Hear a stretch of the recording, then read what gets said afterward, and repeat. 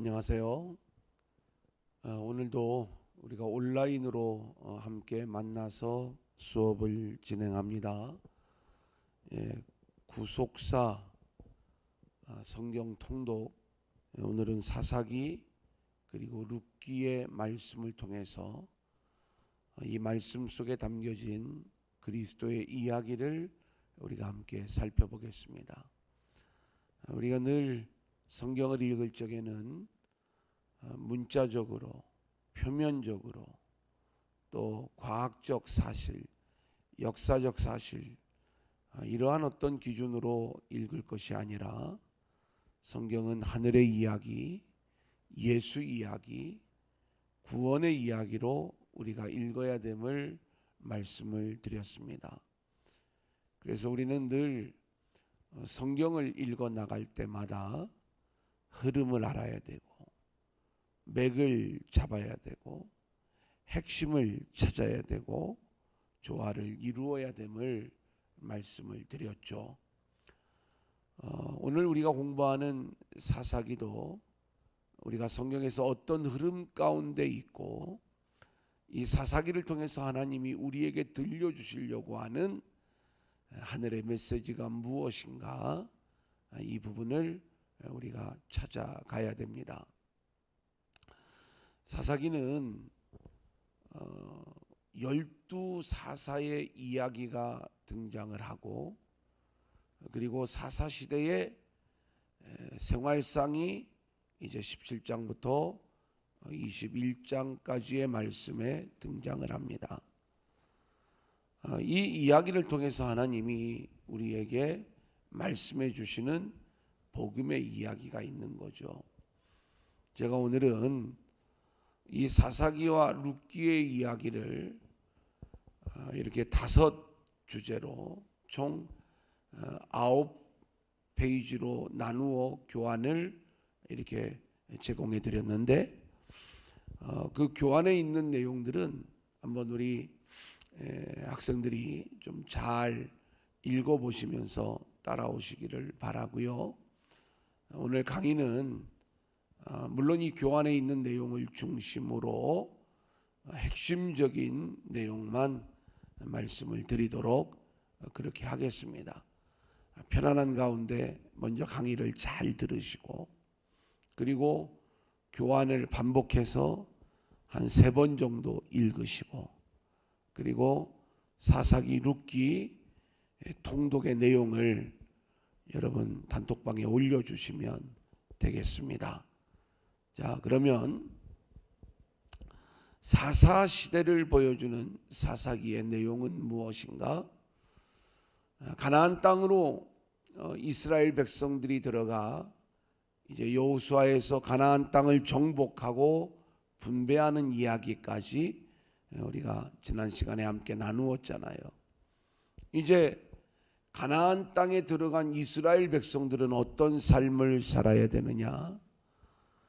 그들에게는 왕이 없었습니다. 왕을 주시지 않은 이유는 이스라엘에게 있어서 왕이 되실 분은 하나님밖에 없었기 때문이죠. 그래서 이스라엘 백성들은 12지파가 연합되어 가나안 땅에서 하나님의 통치를 받으며 하나님이 왕이 되신 그 삶을 살아야 되었던 거예요. 그래서 실제로 이제 남은 이 가나안 정복을 위하여 이스라엘 백성들이 하나님께 묻는 내용으로부터 시작이 됩니다. 이제 누가 올라가서 가나안 족속과 싸워야 합니까? 이때 하나님의 응답이 유다가 올라갈지니라 이렇게 말씀하시는 거죠. 이제는 여호수아가 죽고 난 다음에 그리스도가 오시는 지파인 유다 지파가 구속사의 중심에 서게 되는 장면을 보게 되고요. 유다 지파가 올라갈 때 시므온이 함께 올라가는 내용도 복음적입니다. 원래 야곱의 축복에 보면 이 시므온 지파는 저주 같은 축복을 받게 되죠. 흩어질 것이다. 실제로 시므온 지파가 차지한 땅을 보면 흩어지는 모습인데, 그들 중에 일부가 유다 지파가 차지했던 땅의 중심에서 일부분을 차지하고 있는 것을 보게 돼요. 오늘 이 유다 지파가 가나안 족속과 싸우러 갈 때에 시므온과 연합해서 그렇게 가나안 족속을 몰아내는 이 이야기들을 우리가 바라보면서, 시므온 지파는 저주 같은 축복을 받았지만 유다와 연합하는 가운데 그리스도를 보여주는 유다와 연합이 되어 가나안 땅을 차지하는 이야기, 우리들의 이야기죠. 우리는 가나안 땅을 차지할 자격이 없지만 하나님이 우리에게 보내주신 그리스도를 의지하여 그리스도와 연합된 가운데 가나안의 주인공이 될 수 있음을 보여주는 말씀인 것입니다. 자, 이제 이스라엘 백성들이 가나안 땅을 살아가면서 하나님이 이제 이 이스라엘 백성들을 통치해 나가시는 가운데, 이스라엘 백성들은 하나님의 그 통치를 받으며 하나님을 섬기는 삶을 살았어야 돼요. 하지만 그들이 하나님을 섬기는 일에 실패합니다. 죄 가운데 살아가죠. 하나님을 떠나 우상을 숭배하는 삶을 살아가죠. 이때 하나님은 이스라엘 백성들이 하나님께로 돌아오도록 하기 위해 대적들의 손에 이스라엘을 붙이십니다. 이스라엘 백성들은 대적들로 인하여 고난을 받을 때에야 비로소 그들이 죄 가운데 있다는 걸 알게 되고 하나님께 회개하게 되는 거예요. 하나님은 은혜의 하나님, 긍휼의 하나님이십니다. 그래서 회개하는 이스라엘 백성들의 회개를 받으시고 그들을 구원하시기 위해 세워주시는 이제 사람이 바로 사사기에 등장하는 사사인 거예요. 그래서 이스라엘 백성들에게 이 사사가 살면 백성이 살고 사사가 죽으면 백성이 죽게 되는 그러한 일들이 나타나게 되는데, 사사기에 등장하는 이 12사사는 전적으로 예수 그리스도를 우리 가운데 보여주는 인물이 되는 것입니다. 그래서 우리는 이 사사기에 등장하는 역사 패러다임을 우리가 알고 있어야 돼요. 자, 이스라엘의 범죄지요. 이 범죄에 대한 하나님의 심판이 나타나고, 그 다음에는 회개가 나타나고, 하나님이 사사를 세우셔서 이스라엘을 구원하는 이 순서대로 사사들의 이야기가 등장하고 있음을 우리는 보게 됩니다. 자, 그러면 이 사사가 총 12명의 사사가 등장을 하게 되는데, 우리는 이 12를 지금부터 찾아갑니다.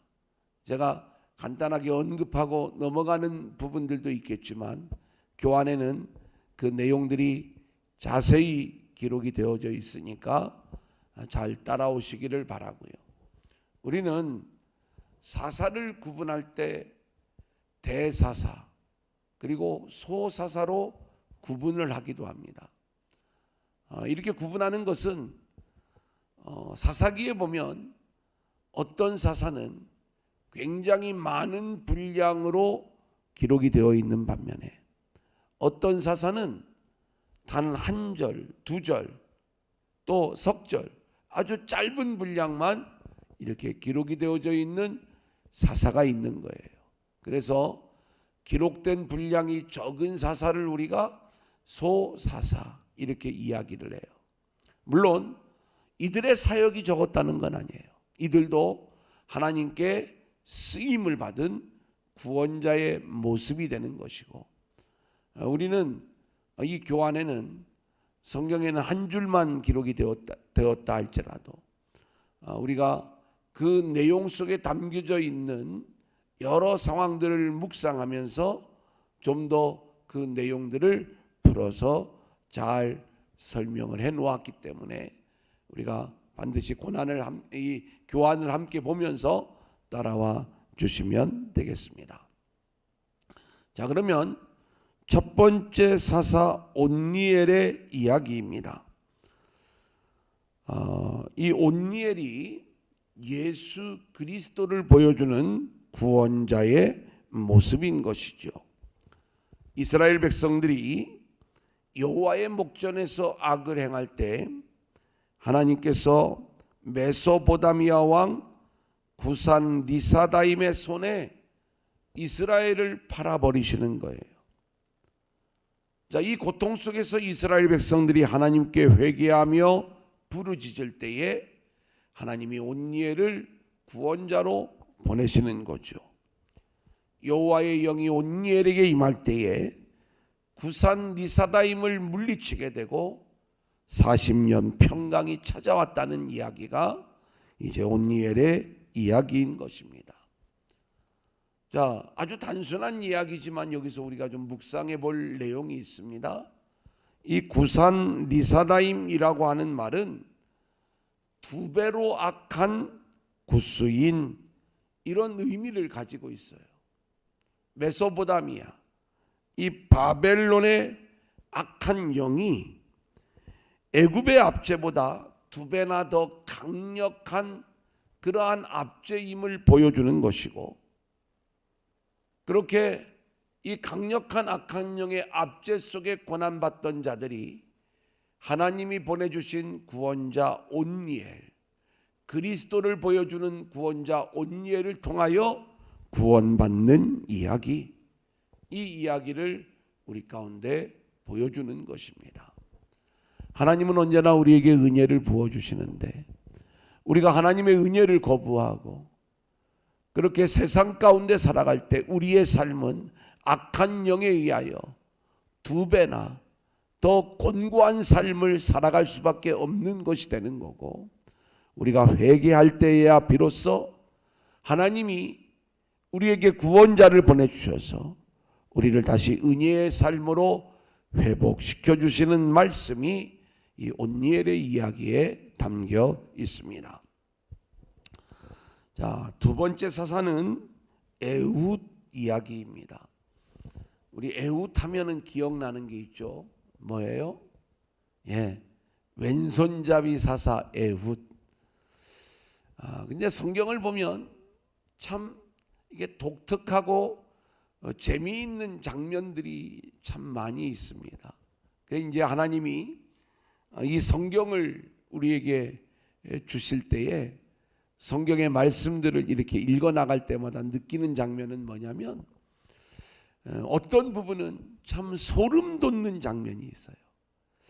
야, 성경이 이렇게 또 연결이 되는구나. 이게 전혀 역사가 다른 그러한 시대에 기록된 성경이었음에도 불구하고 서로 통하는 내용들이 있고요. 그리고 하나님은 참 이야기를 우리에게 재밌게 해주시는 분이시다. 원래 이 에훗은 왼손잡이 사사지만 베냐민 지파예요. 베냐민 지파는 오른손의 아들이라는 의미를 가지고 있잖아요. 근데 오른손의 아들인 이 베냐민 지파 이 에훗이 왼손잡이 사사로 등장하는 이 이야기, 여기에 담겨져 있는 복음, 그리스도의 이야기, 우리가 함께 한번 찾아보도록 그렇게 하겠습니다. 이스라엘 백성들이 또 여호와의 목전에서 악을 행해요. 이번에 하나님은 모압 왕 에글론을 강성하게 하셔서 이스라엘을 괴롭히시는 것입니다. 이 에글론이 암몬과 아말렉 자손들을 모아가지고 와서 이스라엘을 공격하고 종려나무 성읍을 차지했다는 거예요. 여러분, 이 종려나무 성읍은요, 성경에서 여리고성을 말하는 거예요.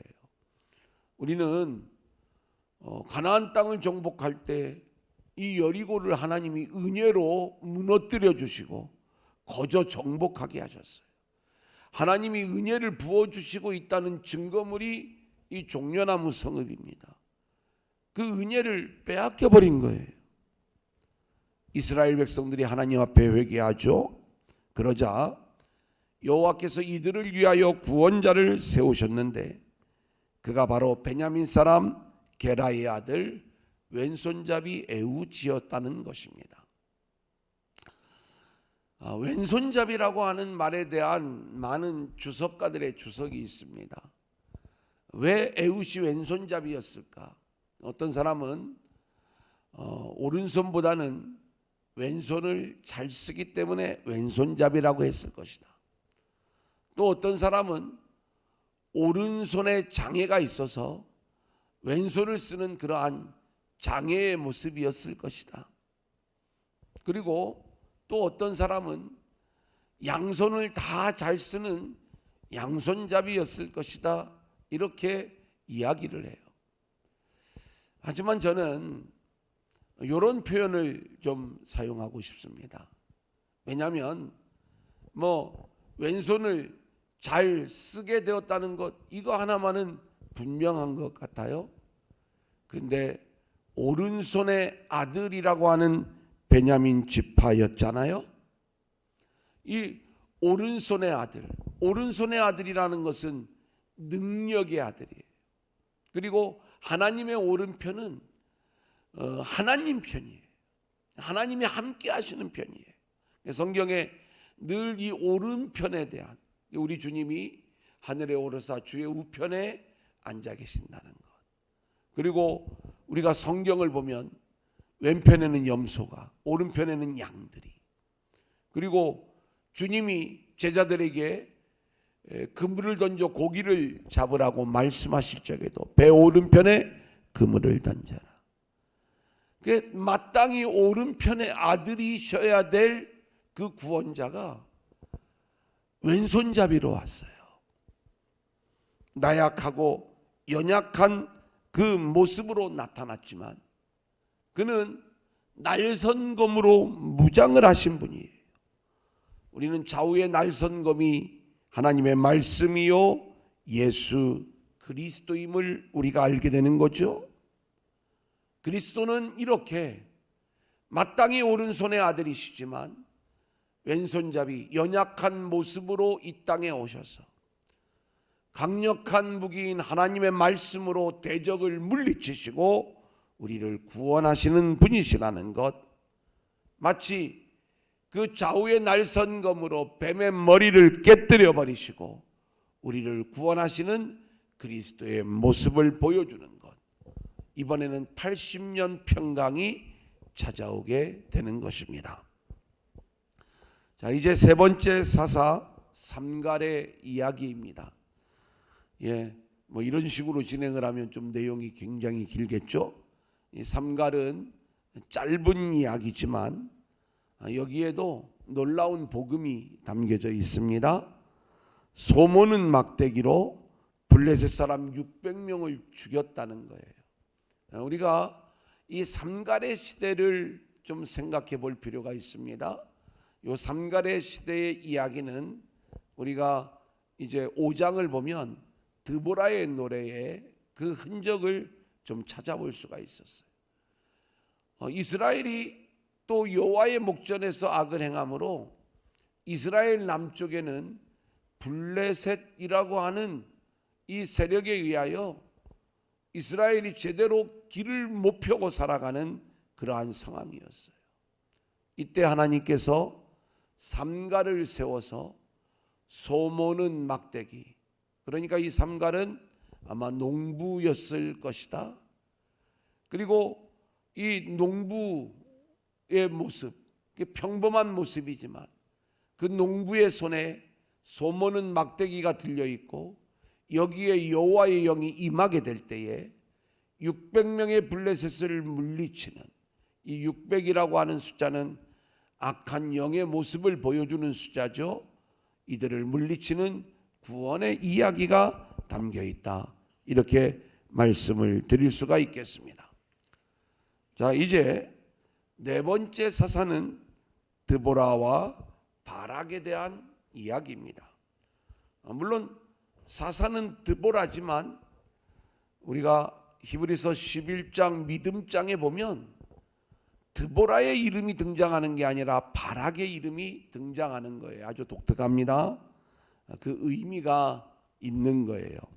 자, 네 번째 사사 드보라와 바락의 이야기. 자, 에훗이 죽고 나서 이스라엘 자손들이 또 여호와의 목전에서 악을 행했을 때 이번에는 하나님께서 자기 백성을 가나안 왕 야빈의 손에 팔아버리십니다. 이 성경에 보면 파셨다라는 단어가 등장할 때가 많은데 이 히브리어 마카르라고 하는 단어는 구속사적인 의미를 가진 말씀입니다. 다시 되찾아오기 위해서는 반드시 대가를 지불해야 될 상황임을 보여주는 단어예요. 왜 하나님은 자기 백성을 팔아버리시는가? 사랑하시기 때문이에요. 우리는 죄악의 사슬에 매여 고통당할 때 주님의 십자가의 은혜와 사랑을 붙잡고 그 죄악의 자리에서 나와야 되는 거예요. 야빈의 군대가 철병거로 무장을 하고 이스라엘을 공격해 오는 거예요.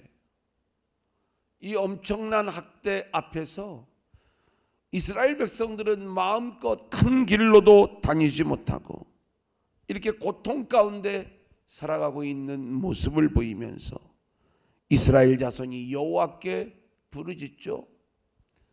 이때 등장한 인물이 여사사 드보라의 모습인 것입니다.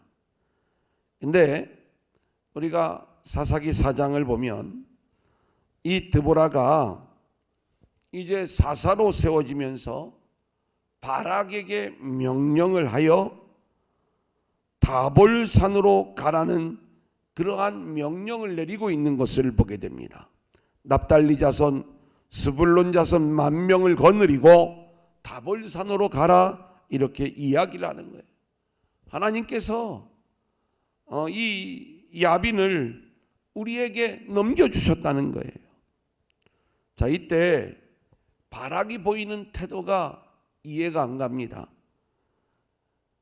이 여자의 치맛자락을 마치 붙잡고 늘어지는 것처럼 드보라, 당신이 가지 않으면 나는 가지 않겠습니다. 이 이야기를 하는 거예요. 왜 바락이 이런 모습을 보일까요? 바락이 겁쟁인가요? 쫄본가요? 용기가 없어서 이런 이야기를 할까요? 드보라는 여인이에요. 어떤 전쟁을 할 때 큰 도움이 될 만한 그러한 모습이 못 된다 이 말이죠. 근데 우리가 성경을 보면 이 바락을 히브리서 11장 믿음장에 그 믿음의 전당에 이 바락의 이름이 올라가 있는 장면을 볼 때 이렇게 드보라를 의지하는 바락의 믿음을 하나님은 인정해 주시는 거죠. 우리가 이 시각으로 이 내용을 볼 필요가 있습니다. 하나님의 은혜가 드보라를 통해서 임하고 있다는 것을 이 바락은 알고 있었던 거예요. 비록 여인의 모습으로 나타난 사사 드보라, 연약한 여인의 모습으로 오신 그리스도의 모습이지만 그리스도가 함께 해야지만이 내가 이 전쟁에서 승리할 수 있다는 믿음을 바락은 가지고 있었기에 여인의 모습으로 온 이 드보라가 이 전쟁에 함께하기를 구하고 있는 것이죠. 우리도 바로 이러한 모습으로 주님이 나와 함께 하셔야 내가 이길 수 있습니다 라고 하는 믿음을 가져야 될 줄로 믿습니다. 이제 5번째 사사 기드온 이야기입니다. 계속 이스라엘의 범죄가 이어지고 있어요. 죄악 가운데서 도저히 빠져나오지 못하는 반복된 죄악의 모습을 보여주고 있는 거죠. 이번에 하나님께서 7년 동안 미디안의 손에 이 이스라엘을 넘겨주시는 거예요. 이스라엘 백성들이 얼마나 곤고한 삶을 살았는가. 이제는 마음껏 농사도 짓지 못하고 산으로 쫓겨가 살 정도로 완전히 가나안 땅의 은혜를 상실한 비참한 모습인 것입니다. 이때 이 비참한 상황에서 이스라엘 백성들이 여호와께 부르짖을 때 하나님께서 세워주신 사사가 바로 기드온이다, 이 말씀인 것입니다. 그런데 우리가 사사기를 읽어보면 이 기드온은 굉장히 신중한 사람, 조금 심하게 표현하면 아주 겁쟁이의 모습으로 등장합니다. 하지만 하나님은 그런 자를 사용하셔서 하나님 나라의 일들을 진행하시는 거죠. 그래 우리가 이 기드온이 사사로 부름을 받고 세워지는 그 장면을 보면은요, 기드온이 표징을 구하기도 하고요. 그리고 또 하나님의 음성을 듣는 그러한 장면들이 나오는데, 이제 바알의 제단을 이제 헐라고 말씀을 하시자 이 기드온이 바알의 제단을 무너뜨리거든요. 그런데 이 일을 통해서 죽을 뻔해요.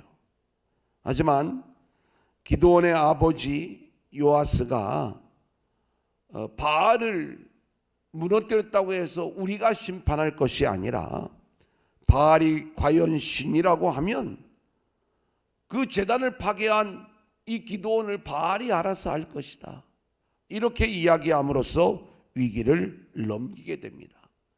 그래서 그날의 기드온을 여룻바알, 바알과 다투었다, 바알의 제단을 파괴했다고 해서 여룻바알이라 이렇게 부르는 거예요. 우리는 이 이야기를 통해서 우리 성도의 삶이 바알을 대적하고 바알을 무너뜨리는 여룻바알의 삶으로 나타나야 된다는 것을 우리가 알아야 됩니다. 이 기드온은 또 하나의 또 표적을 구하는 장면을 보게 됩니다. 전쟁에 나가기에 앞서 정말로 하나님께서 이 전쟁을 진행하고 계시고 또 우리에게 대적을 붙이셨는지를 확인하기 위해 이제 이슬 표적을 구하는 거죠.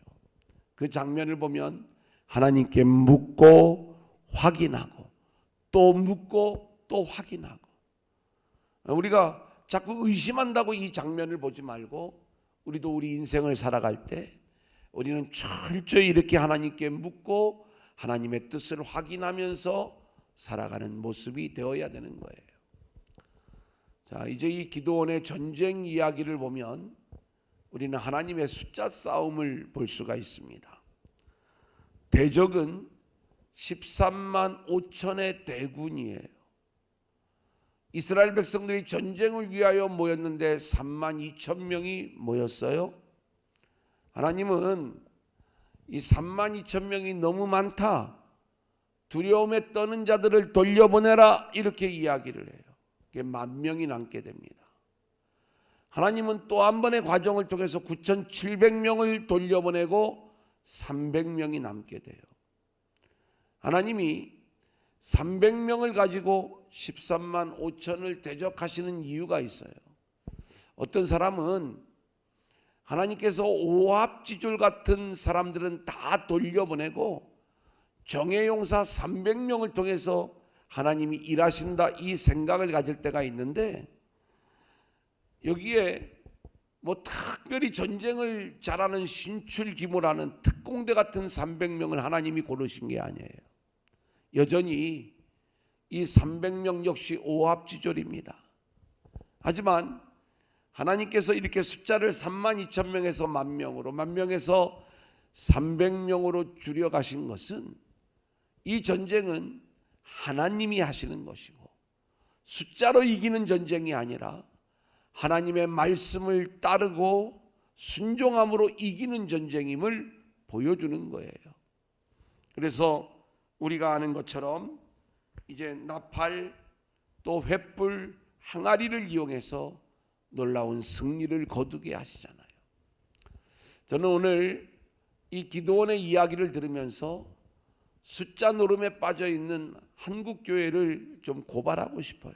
저 역시 이 숫자 싸움에서 자유롭지 못한데 우리는 늘 숫자 싸움을 하면서 서로 비교하면서 살아가고 있는 그러한 인생들임을 고백하지 않을 수가 없습니다. 우리는 나는 한 달에 100만 원 버는데 너는 얼마 버냐? 누구 숫자가 크냐? 이 싸움을 하는 거예요. 우리 교회는 500명 모이는데 너희 교회는 더 모이네? 적게 모이네? 그 숫자를 자랑하며 살아가는 것, 이것이 교회의 모습이에요.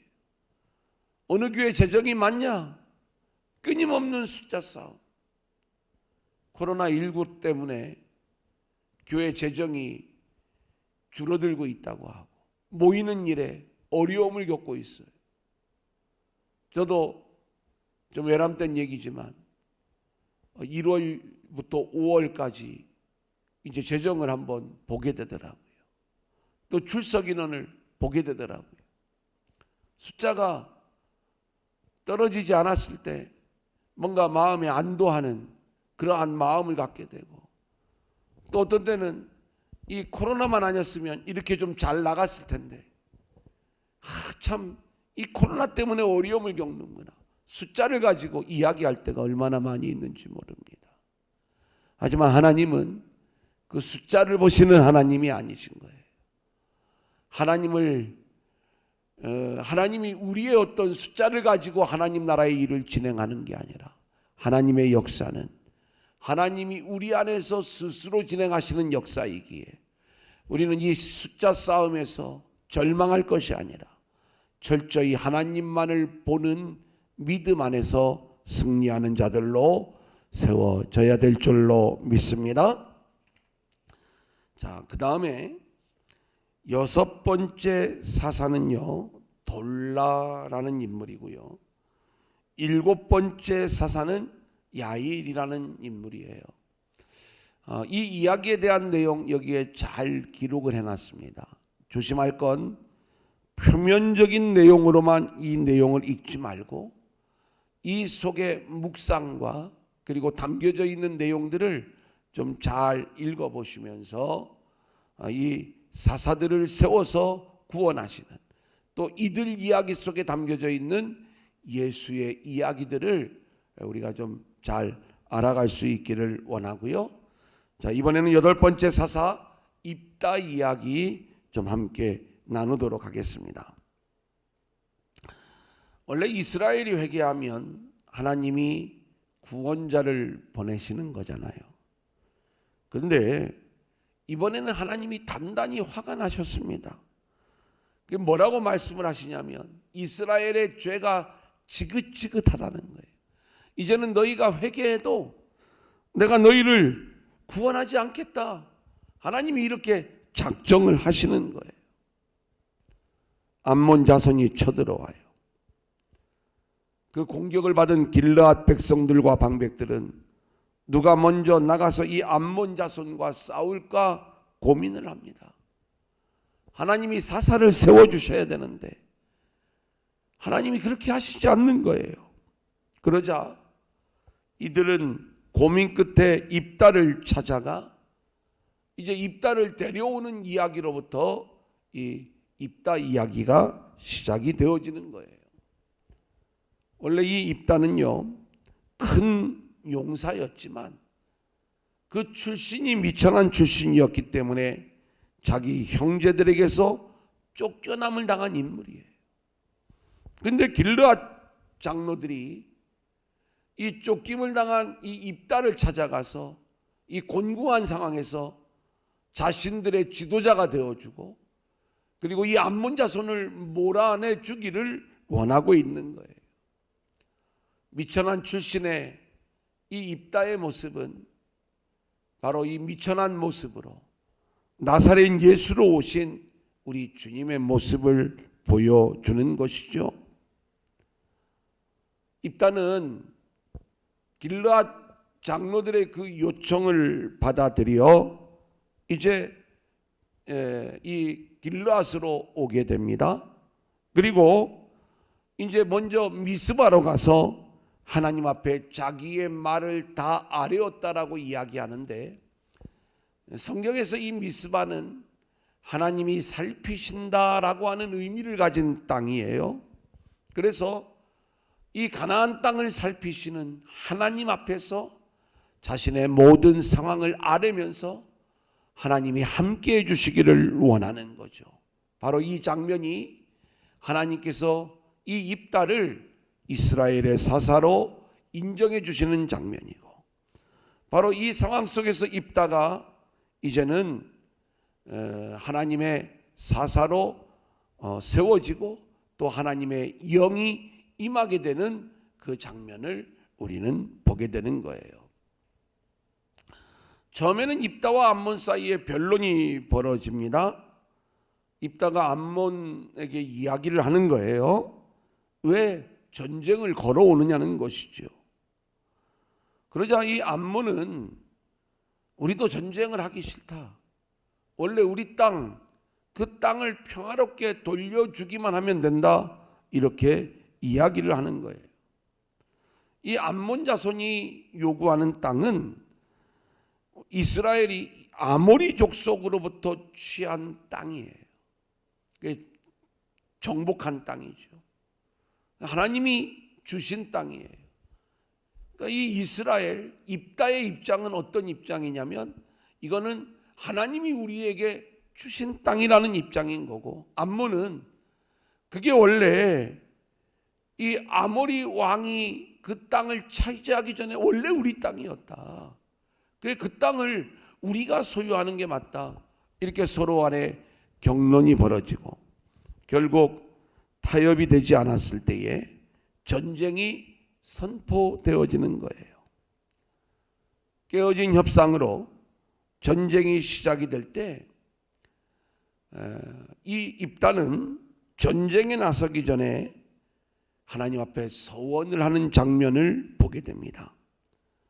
하나님께서 이 전쟁을 승리로 이끌어 주시면 전쟁에서 승리하고 돌아올 때 가장 먼저 자신을 영접하는 자를 하나님께 번제물로 드리겠다는 거예요. 우리는 이 입다의 서원에 대하여 우리가 보통 이야기를 할 때 어떤 이야기들을 하냐면, 함부로 서원하지 말라 이렇게 이야기할 때가 많아요.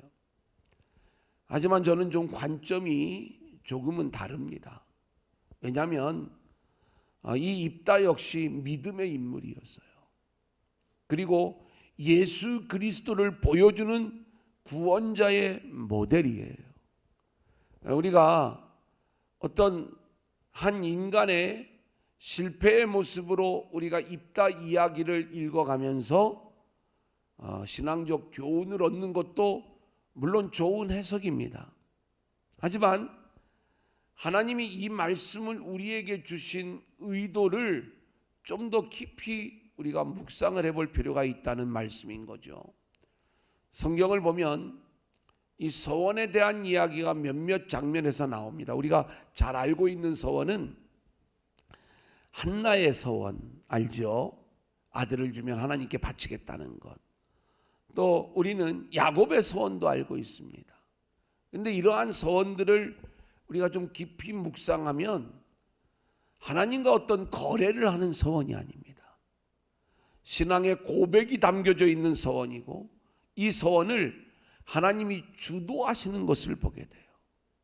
자, 그렇다면 입다의 서원도 하나님과 어떤 거래를 위한 서원이 아니라 하나님의 영이 입다에게 충만히 임하게 되었을 때에 하나님을 향한 고백적 서원이다. 우리가 이 내용을 그렇게 볼 수 있는 거예요. 전쟁에서 승리하게 된다면 그 승리는 하나님의 것입니다. 마땅히 하나님이 영광을 받아야 될 일입니다. 그래서 그 영광을 드러내는 일을, 이 전쟁을 가장 기뻐하는, 그래서 나를 가장 먼저 영접하는 자와 함께 영광을 올려드리겠습니다 라고 하는 의미가 그 안에 담겨져 있어요. 입다가 전쟁에서 승리하고 돌아올 때 어떤 일이 벌어지죠? 자기 딸이 가장 먼저 영접하러 나오는 거예요. 그때 입다가 슬픔 가운데 옷을 찢죠.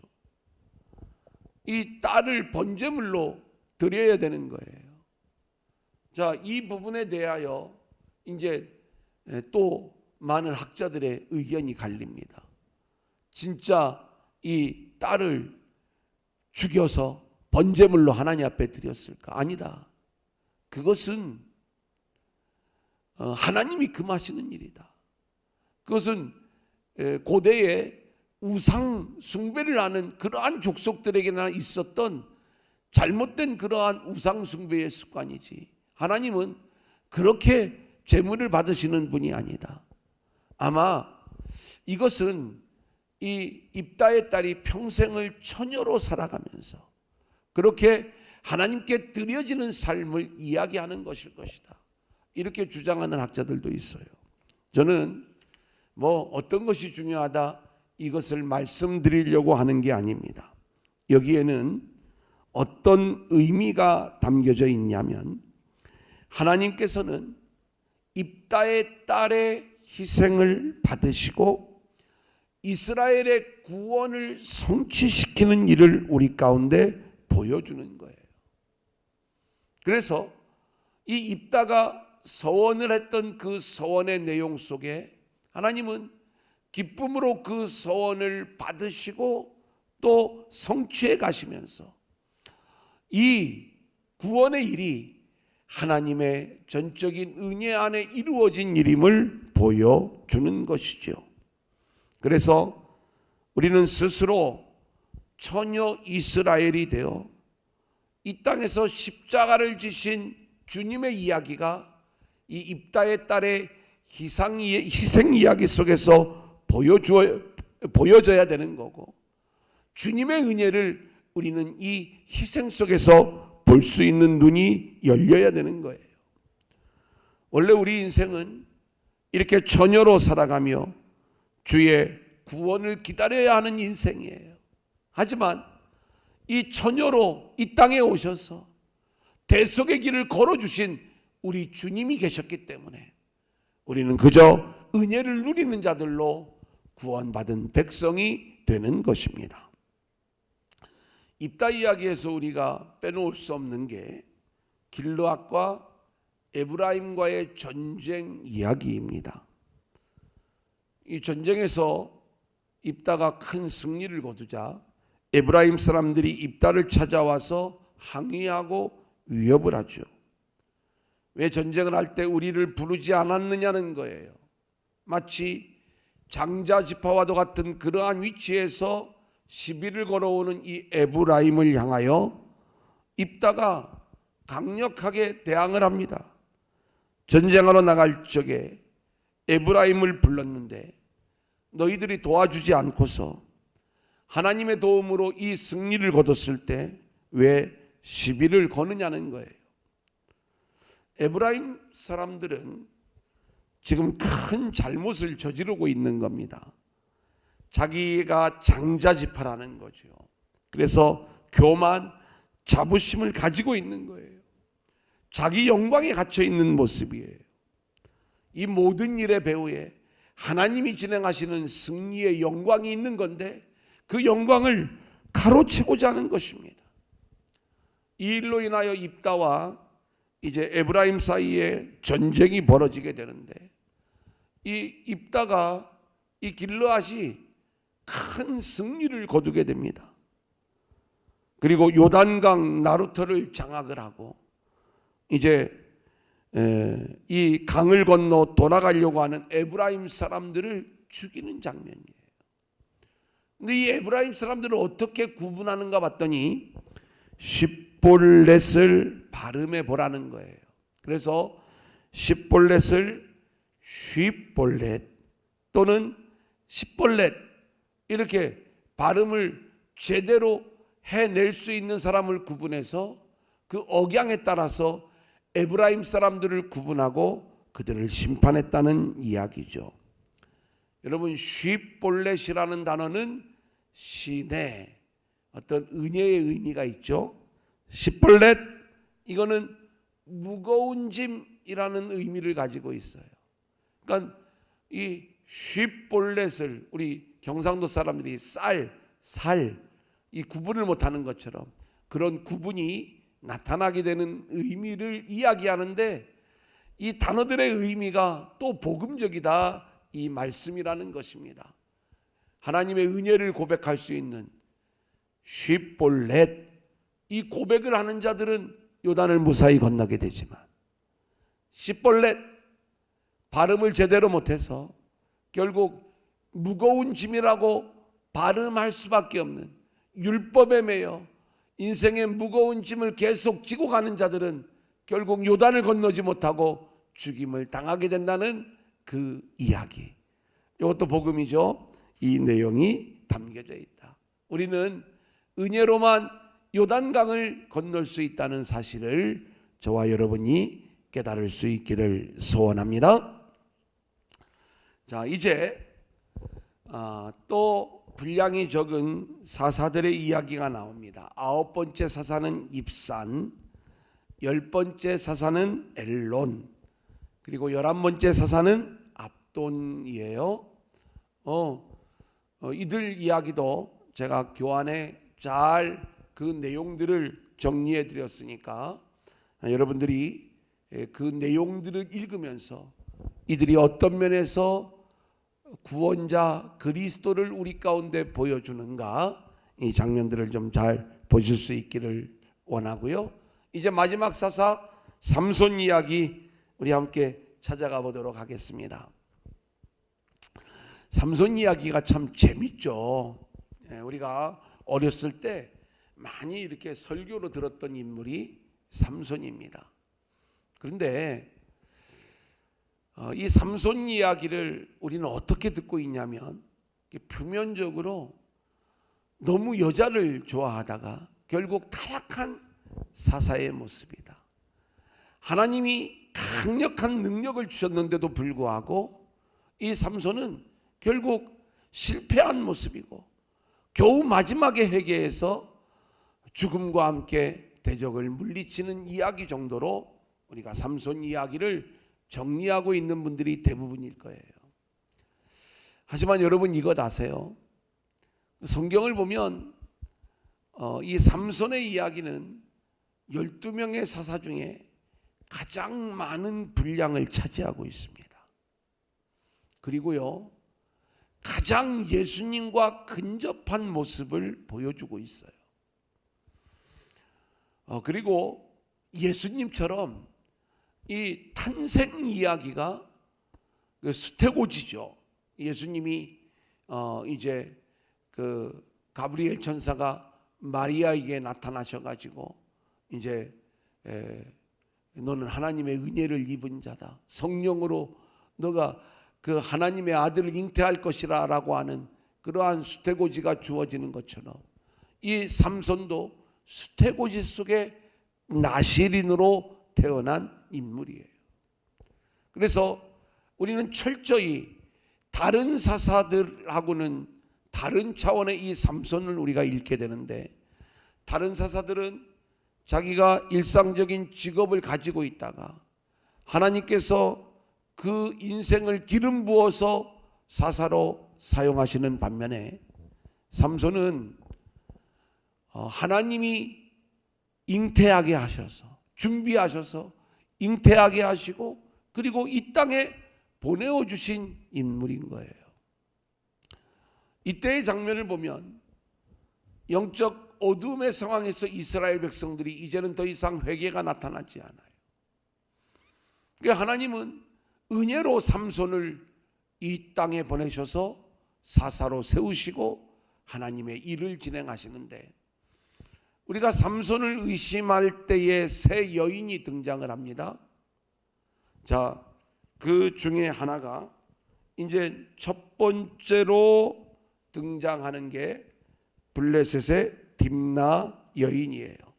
자, 오늘 말씀을 보면 삼손이 이 블레셋 딥나 여인과 결혼을 할 계획을 말하게 되는데, 부모가 반대를 하죠. 이방 여인과 어떻게 결혼할 수 있느냐. 우리도 의심을 하죠. 나실인이 어떻게 이방 여인과 결혼할 수 있느냐. 하지만 성경은 분명히 이야기를 해요. 이 모든 일들이 결국 블레셋을 심판하시기 위해 하나님께로부터 나온 일이다.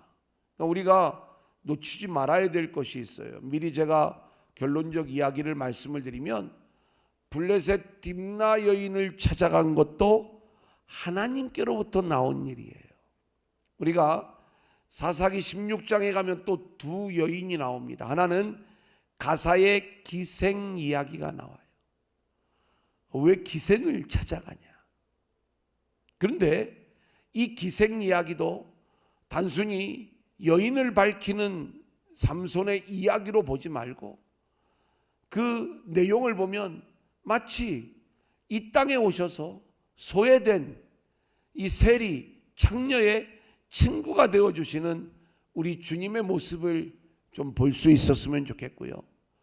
기생의 집에 들어갔을 때 삼손에게 나타난 일들이 뭐였냐면, 대적들을 물리치고 대적의 문을 취하는 이야기가 그 가사의 기생의 집으로 들어감으로 나타난 그 이야기 속에 담겨져 있는 거예요. 우리가 관점을 달리하면 그리스도의 모습을 보게 되는 장면인 것입니다.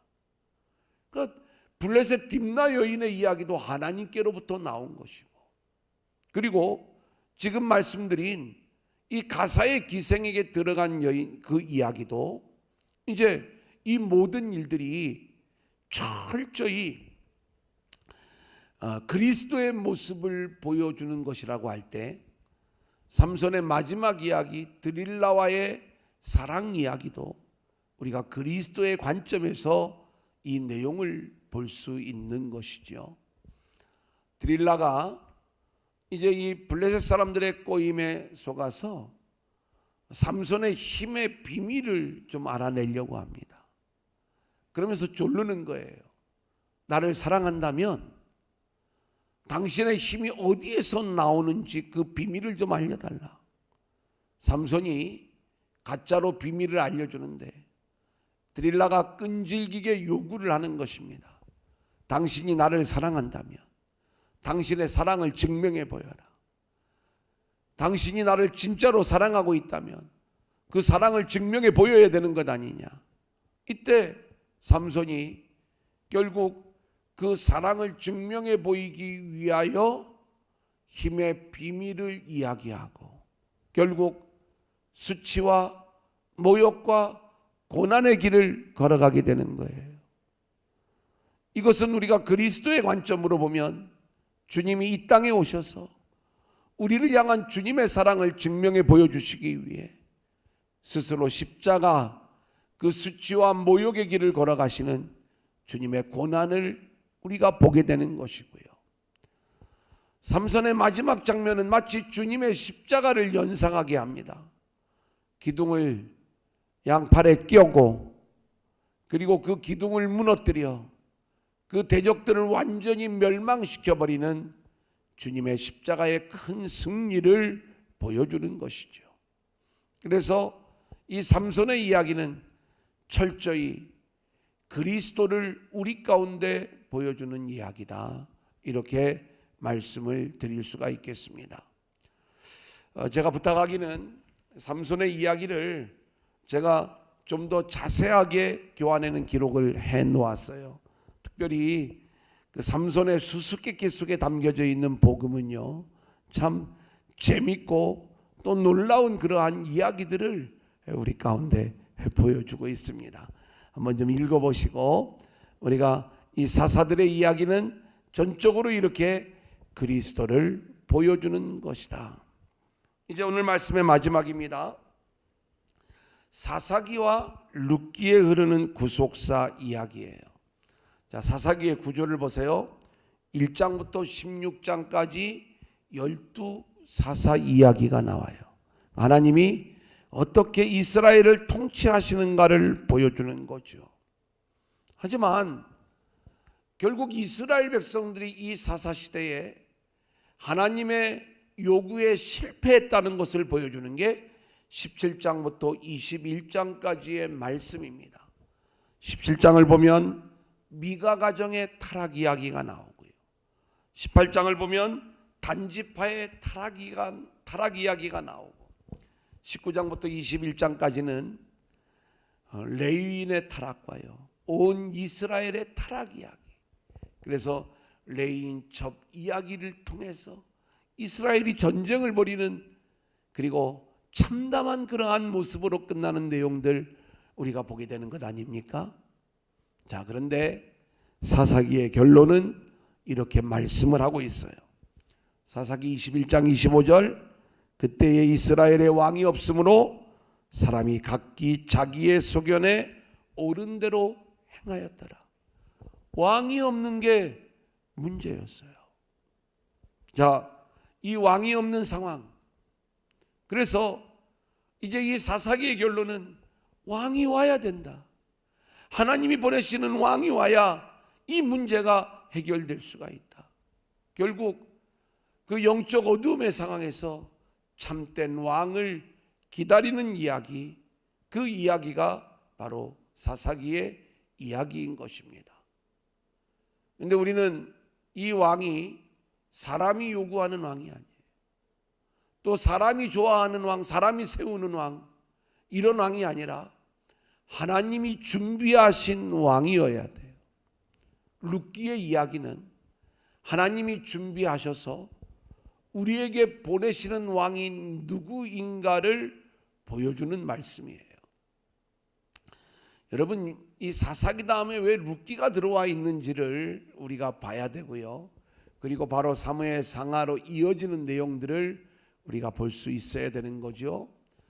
이 사사시대 룻기의 이야기는, 자 보세요, 레위인이 완전히 타락했다고 그랬습니다. 레위 지파가 무너졌어요. 룻기의 이야기는 무너진 유다 지파의 모습을 보여줍니다. 나오미, 이 엘리멜렉의 가정이죠. 이 가정이 베들레헴에 살고 있었어요.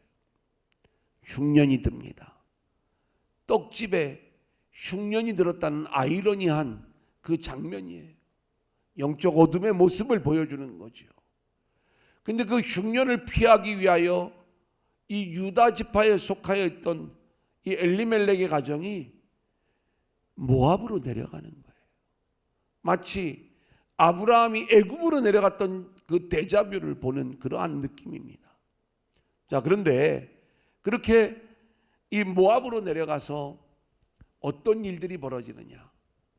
나오미에게 이 끔찍한 일들이 벌어지는데 남편 엘리멜렉이 죽고요, 두 아들 말론과 기럨이 죽게 돼요. 애굽에서 얻은 두 며느리하고 이 시어머니 나오미만 남게 됩니다. 하나님이 다시 가나안 땅에 양식을 주셨다는 이야기가 들려와요. 나오미가 돌아오죠. 이때 두 며느리가 따라오지만 나오미는 두 며느리를 그 모압 땅에 머무를 것을 요구합니다. 하지만 이 룻마는 어머니의 하나님이 나의 하나님이다, 하나님이십니다 라고 하는 그 믿음을 가지고 시어머니를 따라 가나안 땅으로 돌아오게 되는 거예요. 자, 이렇게 가나안 땅으로 돌아오는 나오미와 이 룻을 하나님이 돌보시는데, 이때 구속자 보아스를 통해서 우리가 이제 이 룻기를 배울 때 이 고엘 제도를 좀 배우게 되는데, 이러한 과정을 거쳐서 룻과 보아스를 결혼하게 하시고 이들을 통해서 오벳이 태어나는데, 이 오벳이 나오미의 아들이 되는, 그래서 다시 이 유다 지파가 회복이 되어지는 이야기를 우리 가운데 보여주고 있어요. 자, 그런데 놀랍게도 룻기의 마지막 4장 22절은 이렇게 끝나고 있습니다. 오벳은 이새를 낳고 이새는 다윗을 낳았더라.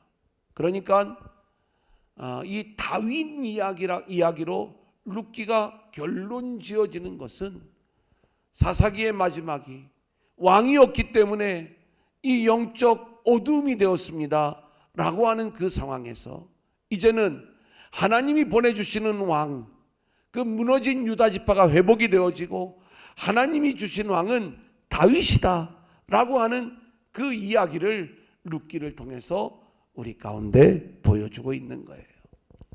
여러분 오늘 강의 어떠셨어요? 물론 우리가 이미 알고 있는 내용들도 있겠지만 우리가 철저히 복음으로 그리스도의 이야기를 중심으로 이 사사기와 룻기를 살펴보았습니다. 이렇게 늘 성경을 읽을 때마다 그렇게 꼭 복음으로 또 하늘의 이야기, 예수 이야기, 구원의 이야기로 통독을 해 나갈 수 있기를 원하고요. 오늘 이 강의도 이제 처음 한번 잘 들으시고 교환을 읽으신 다음에 저는 한 두세 번 정도 좀 더 들으실 것을 권면합니다. 처음에는 정속도로 들으시고요. 이제 두세 번 계속 반복해서 들으실 적에는 이 유튜브에는 빠른 배속으로 들을 수 있는 기능이 있습니다. 1.25배 혹은 1.5배까지도 괜찮을지 모르겠습니다. 그렇게 들으시면서 이 내용이 좀 우리 학생들에게 이렇게 좀 녹아졌으면 좋겠다. 그래서 좀 흐름이 쫙 이렇게 좀 열렸으면 좋겠다 하는 바람입니다. 기도하고 마치겠습니다. 하나님, 오늘 사사기 룻기에 흐르는 복음 이야기, 사사 이야기 속에 담겨져 있는 예수 이야기, 그리고 이 모든 구속사에 흐르는 하나님의 뜻, 그 모든 계획들을 우리가 함께 살펴보면서 우리가 복음적으로 어떻게 이 성경을 읽어 나갈 수 있을 것인가 함께 나누는 시간들이었습니다.